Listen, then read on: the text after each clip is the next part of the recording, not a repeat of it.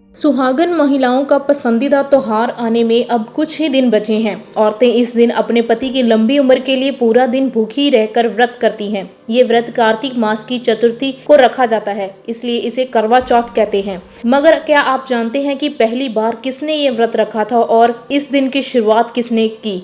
चलिए जानते हैं करवा चौथ से जुड़ी कुछ खास बातें।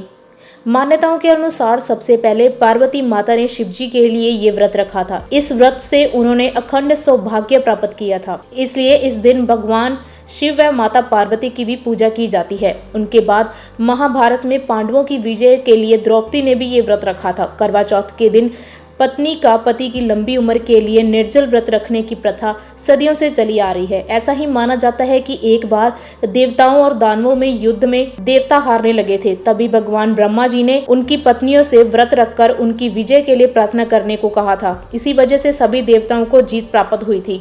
स्त्री को शक्ति का रूप माना जाता है, इसलिए उसे ये वरदान मिला है कि वो जिस चीज के लिए भी तप करेगी उसे उसका फल अवश्य मिलेगा। पौराणिक कथाओं के अनुसार सावित्री अपने पति को यमराज से वापस लाई थी, इसलिए महिलाएं करवा चौथ के व्रत के रूप में अपने पति की लंबी उम्र के लिए ये व्रत रखती हैं। ऐसा कहा जाता है कि कथा कभी भी अकेले नहीं सुननी चाहिए, इसलिए करवा के साथ गणेश जी की भी कथा सुनी जाती है। गणेश जी को बच्चे का रूप माना जाता है और इसलिए गणेश जी की पूजा भी की जाती है, ताकि महिलाओं को एक पति और एक माँ की शक्ति भी मिल सके।